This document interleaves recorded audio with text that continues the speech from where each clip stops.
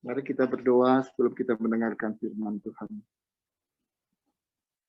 Bapa, kami bersyukur untuk ibadah kami pada hari ini.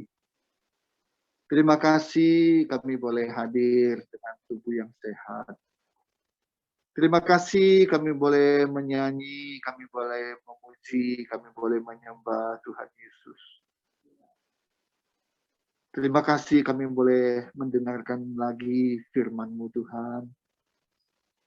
Biarlah ibadah kami hari ini sungguh-sungguh menyenangkan hati-Mu Tuhan. Karena kami hadir di tempat ini, kami hadir dalam ibadah lewat online. Semua hanya untuk menyenangkan hati-Mu Tuhan. Karena kami percaya, kalau hati Tuhan disenangkan, maka Tuhan tahu bagaimana menyenangkan hati kami. Ampuni kami Tuhan, kalau kami beribadah tidak dengan kesungguhan hati. Ampuni kami Bapa. Kami mau belajar untuk sungguh-sungguh Tuhan. Menyediakan waktu ibadah itu hanya sepenuhnya untuk Tuhan Yesus. Terima kasih Bapa. Berfirmanlah, kami siap mendengarkan. Di dalam nama Tuhan Yesus Kristus. Haleluya. Amin. Puji Tuhan. Shalom semuanya. Baik yang ada di ruangan ini, maupun yang ada di tempat masing-masing dimanapun berada, yang mengikuti ibadah CMC Cabai Rawit di Kota Bandung secara online. Tuhan Yesus memberkati kita semua. Kita akan mendengarkan firman Tuhan yang saya beri judul doa yang dikabulkan. Ayo, mari kita ucapkan sama-sama. 1, 2, 3. Doa yang dikabulkan. Puji Tuhan. Ada orang bilang, Pak Yunus, saya sudah berdoa. Oke, bagus. Terus? Tapi kok belum dijawab ya oleh Tuhan ya? Kok belum dikabulkan ya oleh Tuhan ya? Ini gimana ini? Saya sih bisa menunggu, tapi masalah saya nggak bisa nunggu. Gitu. Nah, ini bagaimana ini? Udah doa tapi kok nggak dikabulkan. Nah, mari kita lihat bagaimana caranya. Apa syaratnya agar doa kita tidak hanya didengar oleh Tuhan, dijawab, tapi dikabulkan oleh Tuhan. Ayo. Apa syaratnya agar doa kita dikabulkan? Ya. Kita buka Kejadian 25 ayat 21. Kejadian 25. Saudara-saudara yang ada di tempat masing-masing, ambil Alkitabmu ya, jangan disimpan saja. Ambil Alkitabmu dan kita buka, kita baca bersama-sama. Kejadian 25 ayat 21.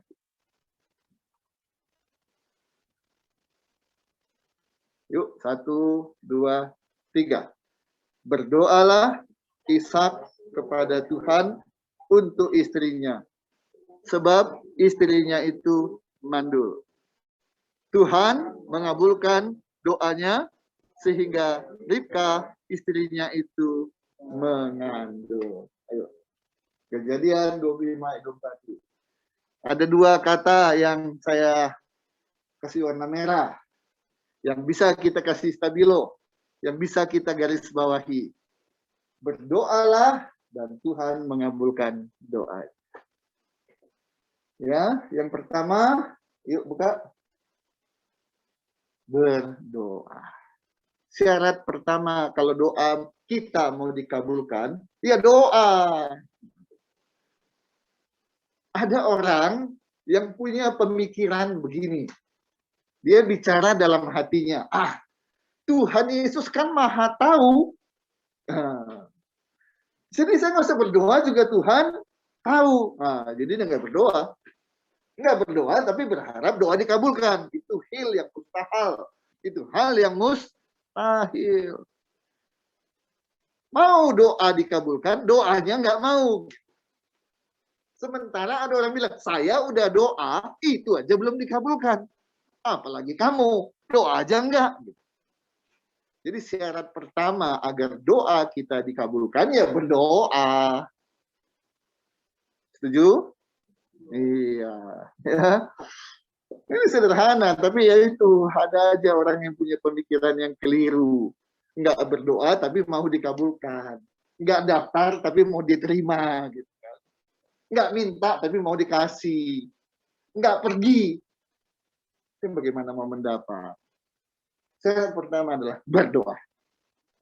Seperti Abraham berdoa, Ishak, berdoalah Ishak kepada Tuhan istrinya, sebab istrinya itu mandul. Tuhan mengabulkan, sehingga Ribka istrinya itu mengandung. Ada masalah, bawa dalam doa. Ada kesulitan, bawa dalam doa. Ya, yang pertama adalah berdoa. Yang kedua, syarat yang kedua, Yakobus 5 ayat 15. Yakobus 5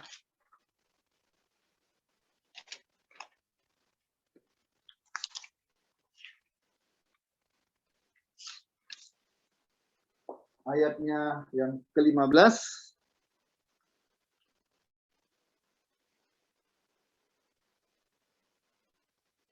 Kita baca bersama-sama 1, 2, 3. Dan doa yang lahir dari iman akan menyelamatkan orang sakit itu. Dan Tuhan akan membangunkan dia. Dan jika ia telah berbuat dosa, maka dosanya akan diampuni. Ayo, kita buka, lihat. Doa sudah nomor 1. Sudah. Tapi doa yang menggunakan iman. Jadi kalau mau doa dikabulkan, doanya jangan sekedar mengucapkan kata-kata, tapi kata-kata itu hanya sekedar lepas, hanya sekedar keluar. Kan katanya suruh berdoa, ya udahlah doa. Tapi kalau mau doa dikabulkan, nomor 2, harus menggunakan iman. Matius 21 ayat 22. Matius 21 ayat 22.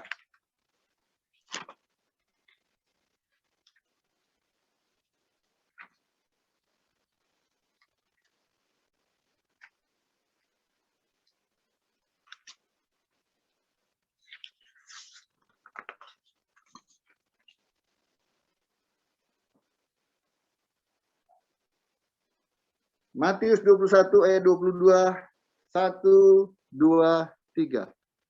Dan apa saja yang kamu minta dalam doa dengan penuh kepercayaan, kamu akan menerima. Coba kata kamu itu kan ke sana. Coba gantikan kata saya. 1, 2, 3. Dan apa saja yang saya minta dalam doa dengan penuh kepercayaan, saya akan menerimanya. Amin. Yuk. Ya. Apa saja yang kita minta, apa saja. Itu bukan kata saya, itu kata firman Tuhan. Mintanya gimana? Dalam kembali doa. Doa.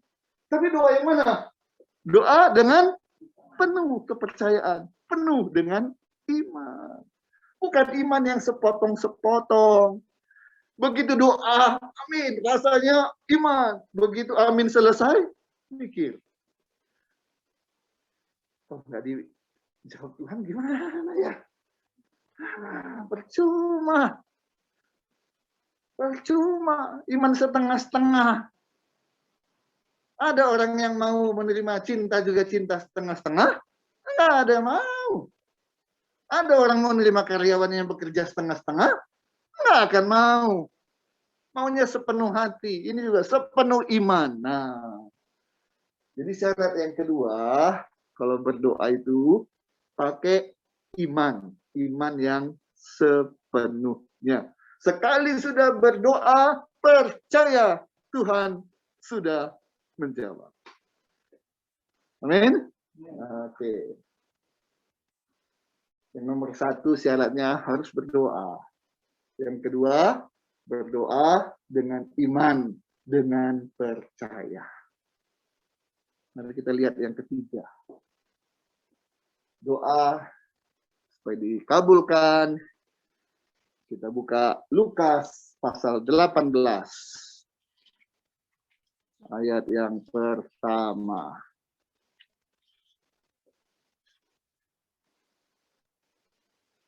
Yuk kita belajar firman Tuhan, tidak hanya sekedar tahu, tidak sekedar paham, tidak sekedar menghayati, tapi mempraktekkan. Puji Tuhan. Lukas pasal 18 ayat yang pertama. Sudah? Kita baca 1, 2, 3. Yesus mengatakan suatu perumpamaan kepada mereka untuk menegaskan bahwa mereka harus selalu berdoa dengan apa itu jemu? Bosan. Tidak bosan-bosan. Tidak henti-hentinya. Terus menerus. Terus. Nggak ada stopnya. Sebelum dijawab oleh Tuhan. Terus menerus, tidak jemu-jemunya, tidak bosan-bosan. Tetap dengan iman, tetap dengan iman. Sekali imannya mulai goyah, mulai bosan. Sekali imannya bermasalah, mulai jemu. Mulai mempertanyakan, masih ada gunanya nggak saya berdoa? Nah, Tuhan ingatkan bahwa mereka harus selalu always terus berdoa dengan tidak jemu-jemu. Ya, tidak jemu-jemu. Itu kunci yang ketiga. Ya, nomor 1 berdoa, kedua dengan iman, dan ketiga jangan jemu-jemu. Ya, jangan doa sudah, iman sudah, stop. Udah, itu urusan Tuhan. Saya nggak usah doa lagi. Salah. Terus berdoa. Dengan iman.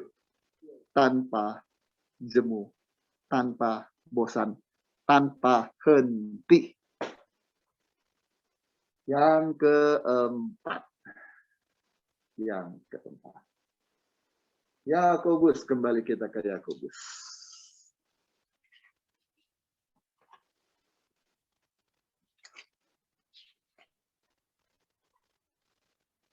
Pasal 4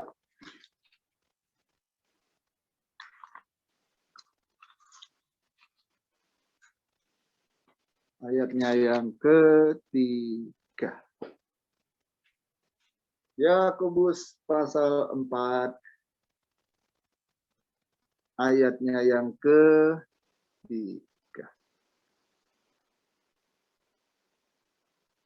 1, 2, 3. Atau kamu berdoa juga? Ya, berdoa ya. Nah.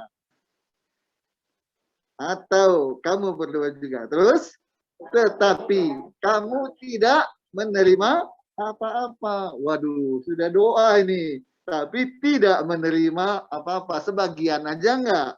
Kenapa?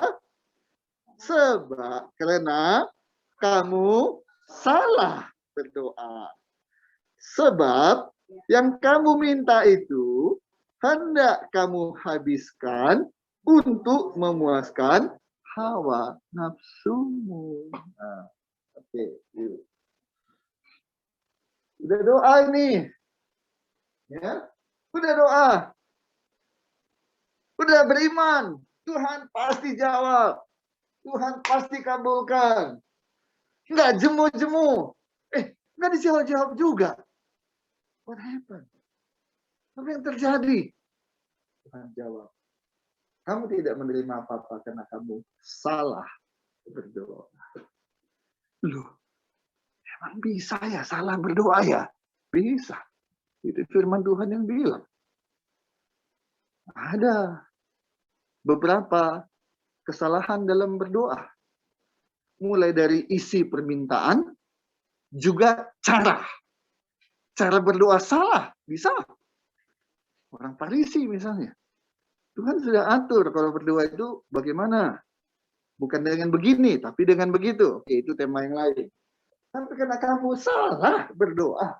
Nah, dalam hal ini salahnya di mana? Tuhan jelaskan.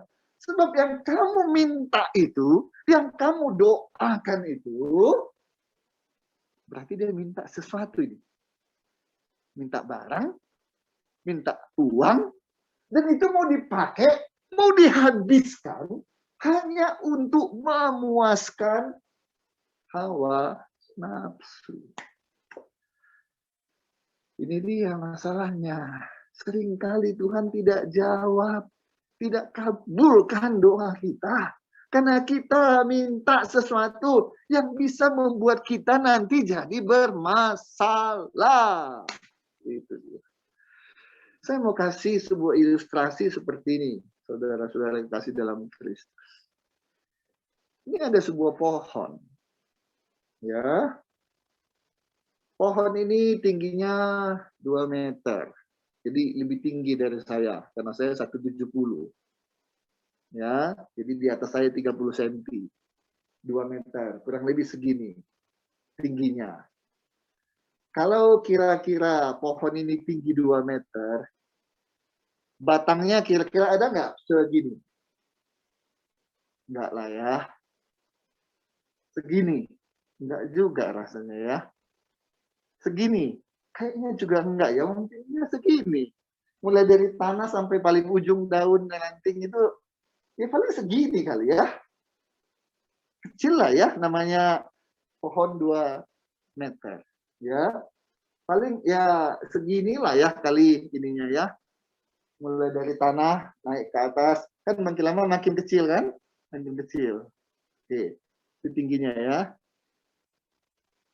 Pohon yang tingginya 2 meter, kira-kira ada carang-carangnya, ranting-rantingnya, cabang-cabangnya, bisa nggak sampai jauh? Nggak lah ya. Paling kurang lebih, ya kalau ini tingginya, paling mungkin seginilah ya, jarak antara daun-daunnya yang ada ranting-rantingnya. Oke, punya gambaran ya? Oke. Tingginya 2 meter. Dengan adanya batang, cabang, ranting, kurang lebih hanya segini. Oke. Saya belum bilang kan, ini pohon apa kan? Pohon yang tingginya 2 meter, dengan daun, ranting, cabang, hanya sejauh ini adalah pohon durian. Buah kesukaan saya. Dan pohonnya adalah pohon durian montong. Nah, udah punya gambaran? Pohonnya pohon apa? Durian. Duriannya durian apa? Apa? Tahu ya? Supaya jelas dulu. Tahu beda antara durian kita yang terkenal durian Jepara, durian Medan, dengan durian montong. Tahu bedanya? Di mana? Tidak hanya tebal, tapi durian montong itu besar. Masalahnya ya.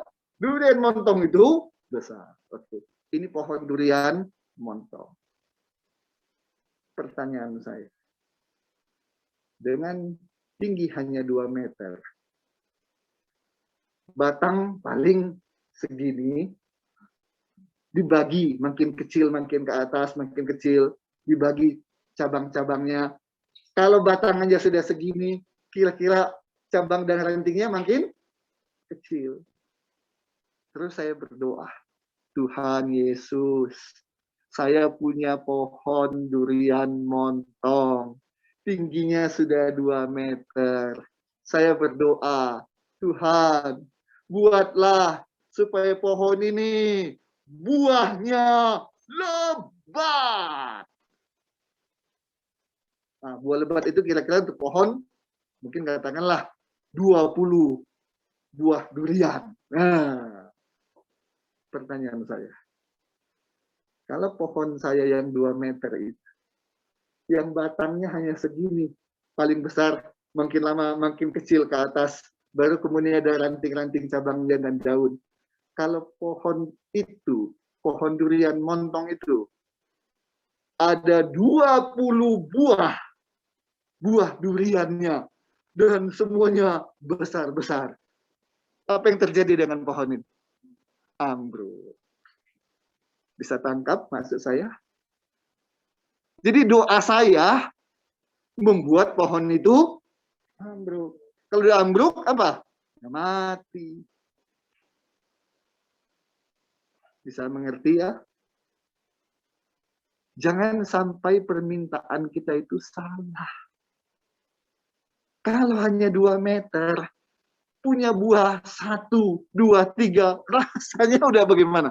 Ya, bisa bayangkan. Di halaman kita ada pohon montong durian baru 2 meter. Tapi udah ada buahnya 2 sampai 3. Rasanya bagaimana? Udah senangnya minta ampun. Iya, cukuplah 2 sampai 3. Kecuali dia udah makin besar. Atau batangnya sudah semakin besar. Boleh aja dia pendek, nggak tinggi-tinggi. Tapi batangnya udah besar. Ranting-rantingnya juga udah cukup besar. Sesuai dengan itulah nanti buahnya akan muncul. Jangan berlebihan. Yang didorong oleh hawa nafsu. Baru-baru ini kan kita ikuti berita. 2 Gracie Rich, orang super kaya, murah banget, murah banget, bagi-bagi uang, ya, nggak satu Gracie Rich dari Medan, satu Gracie Rich dari Bandung, Soreang. Hidupnya, beli apa aja nggak mikir, ya. Jam tangan saya berapa miliar? 7 miliar. Aduh, sekecil gini.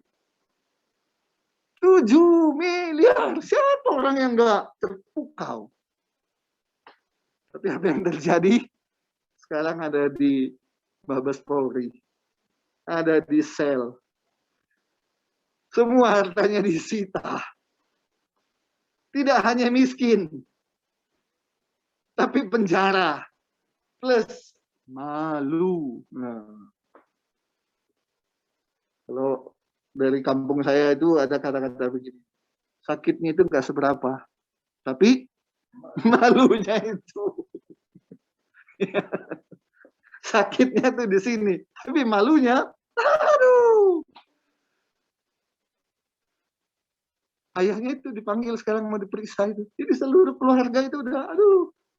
Ya, jadi kalau minta dalam doa itu, jangan untuk memuaskan hawa nafsu. Ada seorang pengacara, suka pamer. Ketika ada orang yang mengikuti gayanya, katanya dia mau laporkan ke polisi. Baru ngikuti gaya aja, diparodikan, mau dilaporkan polisi. Mudah-mudahan itu nggak benar lah ya, infonya ya. Tapi banyak yang tahu kan, pengacara ini apapun alasan dia, memang itu uang dia. Ada orang yang bilang, hebat. Ada orang bilang setuju. Tapi ada juga yang bilang itu pamer. Nggak perlulah kita punya, terus kita pamerkan. Nggak perlulah. Saya percaya Tuhan tidak suka. Ya, berkat dari Tuhan yang Tuhan berikan dengan kemurahannya kepada kita lewat doa kita. Pakai itu, habiskan itu, bukan untuk saya, dan saya saja, tapi bagikan juga. Jadi saluran berkat. Amin. Jadi sekaya apapun yang Tuhan izinkan berlaku dalam hidup kita, Tuhan akan terus, karena Tuhan jadikan kita sebagai saluran berkat. Yang kelima. Apa tadi? Yang keempat, doa yang benar adalah untuk tujuan yang baik. Nah, untuk tujuan yang bermanfaat. Tuhan, jadikan aku pintar. Kepintaranku bermanfaat untuk diriku, juga untuk orang lain. Jadikan aku kaya. Kekayaanku bermanfaat untuk diriku, bermanfaat juga untuk orang lain, untuk gereja, dan sebagainya. Semua apa yang kita minta itu, semua untuk tujuan yang baik dan bermanfaat. Itu yang dikabulkan oleh Tuhan. Yang kelima, kita para Rasul 8. Kisah para Rasul pasal 8 ayat 22.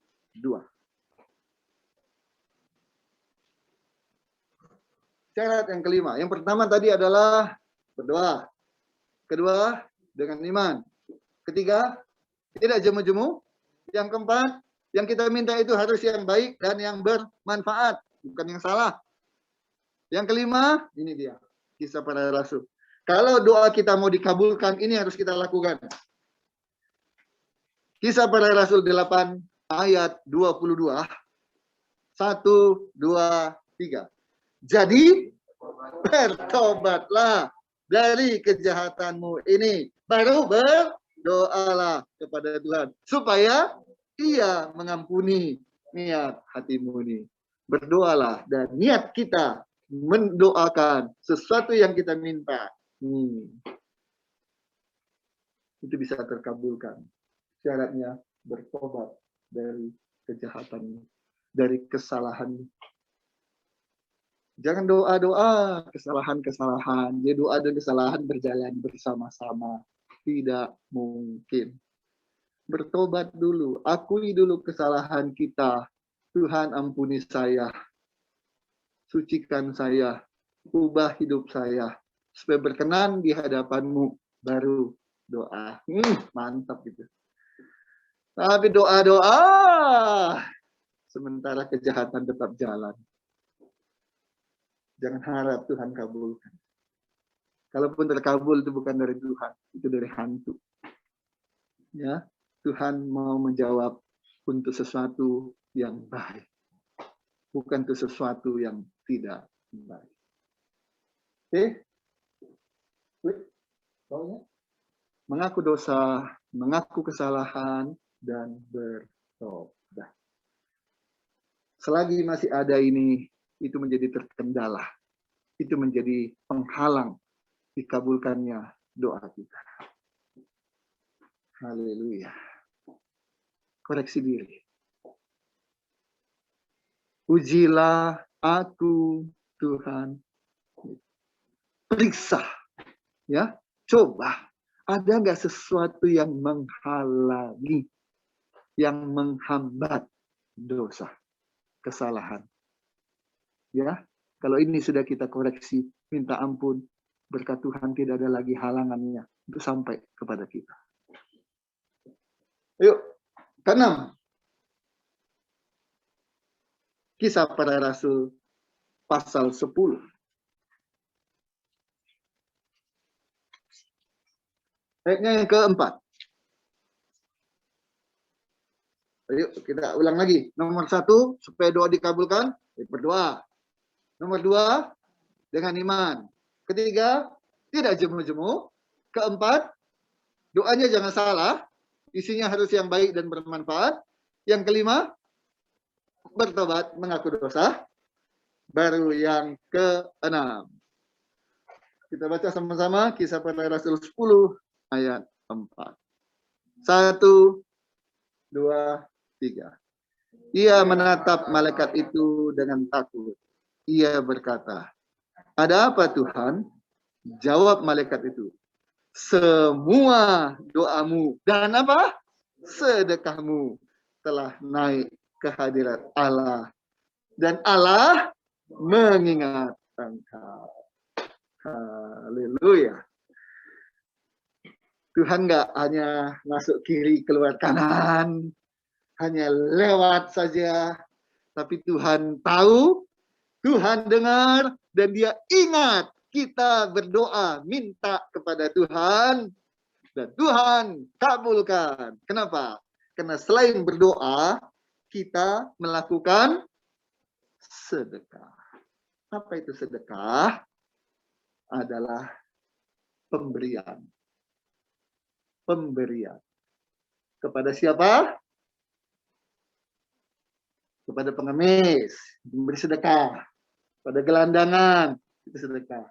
Tapi intinya, berilah bantuan, berilah pertolongan kepada siapa saja yang membutuhkan. Itu dia sedekah. Jadi nggak hanya nggak ada ketemu gelandangan, nggak ada ketemu pengemis. Jadi ya udah nggak usah dikeluarkan sedekahnya. Sedekah artinya berilah, dan waktu beri itu tidak hanya uang. Apa saja. Barang bisa nggak? Bisa. Pertolongan bisa nggak? Tenaga bisa nggak? Bisa. Jadi nggak ada alasan untuk tidak bersedekah. Ya, kalau doa kita mau dikabulkan, berdoa dengan iman, tak jemu-jemu, doa yang tidak salah. Semua sudah kita lakukan. Ampuni kami Tuhan, mengaku dosa, lengkapi dengan perbuatan-perbuatan baik. Lakukan perbuatan-perbuatan baik. Maka Allah mengingat apa yang kita lakukan, Allah mengingat apa yang kita doakan. Yuk buka. Sedekah. Perbuatan baik. Lakukan itu. Lakukan itu. Terlebih berkat memberi daripada menerima. Sebelum kita menerima, beri dulu. Beri dulu. Karena kita mau menabur, saatnya kita akan menuai. Sedekah. Terakhir. Yang ke-7. Matius 17.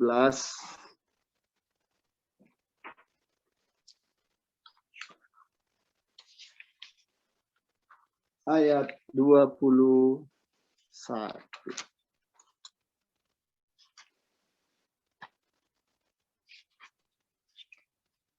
Matius 17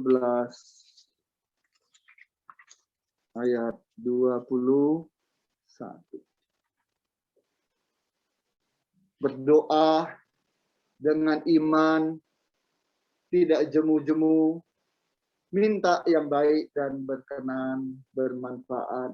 Yang kelima, mengaku dosa, bertobat. Yang keenam, sedekah. Sudah Tuhan. Puji Tuhan. Sudah, enam-enamnya sudah. Luar biasa. Persyaratannya hampir lengkap. Sudah lengkap kita kira. Kok belum dijawab, belum dikabulkan. Mungkin saking besarnya permintaan kita. Mungkin saking besarnya masalah yang kita hadapi. Itu yang kita doakan supaya Tuhan jawab dan kabulkan. Maka ada satu lagi syarat. Syarat ke-7. Mari kita baca bersama-sama. Matius 17 ayat 21. 1, 2, 3. Jenis ini tidak dapat diusir kecuali dengan berdoa dan berpuasa. Yuk. Klik. Berpuasa. Ada permintaan, permohonan lewat doa saja, tapi ada yang harus dilengkapi dengan puasa. Kalau ini kita lakukan 1 sampai 6 dilengkapi dengan yang ke-7, puasa. Tidak ada mudah-mudahan. Tidak ada semoga. Tadi yang nomor 1 berdoa. Berdoa dengan apa? Iman. Saya punya iman, saya punya kepercayaan, saya punya keyakinan.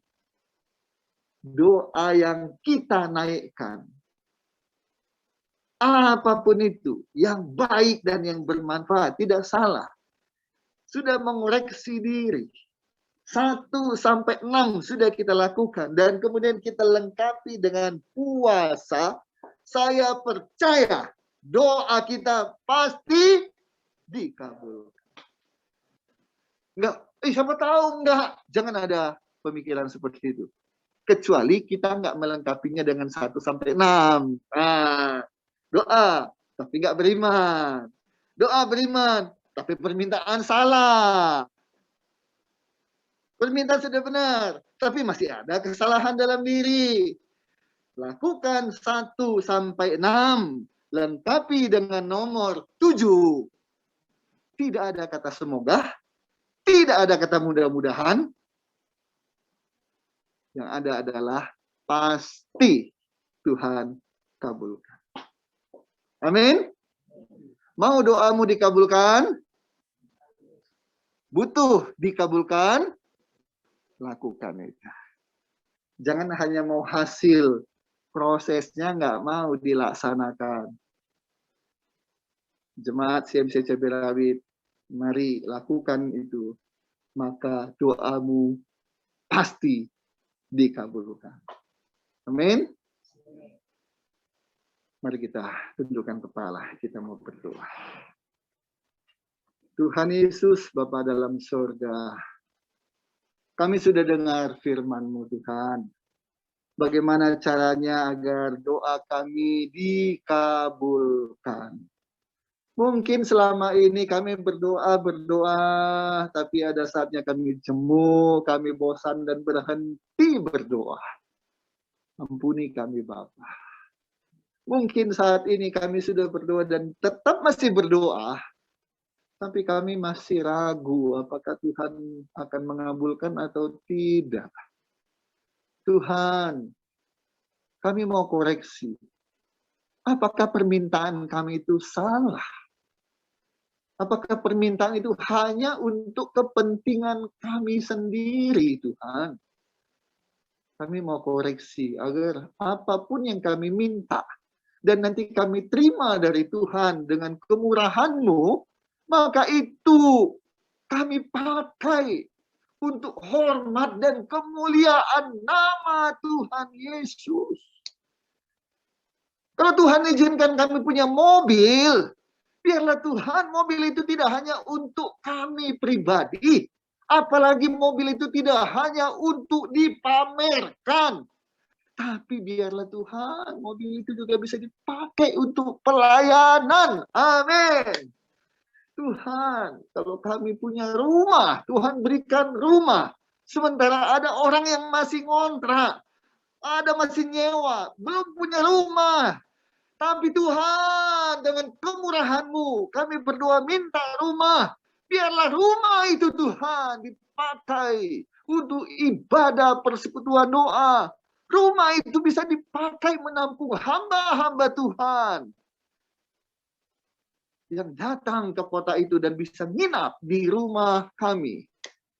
Tuhan, permintaan kami untuk harta benda, uang, keberhasilan, jabatan dalam pekerjaan, sukses dalam bisnis, biarlah semua itu bagi hormat, kemuliaan nama Tuhan Yesus. Karir yang naik, itu semua untuk hormat, kemuliaan nama Tuhan Yesus. Bapa, kami mau koreksi. Kalau ada doa kami, baik isinya maupun caranya, yang belum berkenan kepada hari ini kami sudah tahu Tuhan. Kami mau lakukan, kami mau praktekkan. Dan kami percaya, apapun yang kami minta, Tuhan pasti kabulkan. Karena itu semua bagi hormat dan kemuliaan nama Tuhan Yesus Kristus. Terima kasih Bapak. Hamba sudah selesai menyampaikan apa yang Engkau ingin kami dengar dan kami laksanakan. Kami mengucapkan terima kasih. Terpujilah nama-Mu Dalam nama Yesus kami berdoa dan mengucap syukur. Haleluya. Amin. Puji Tuhan.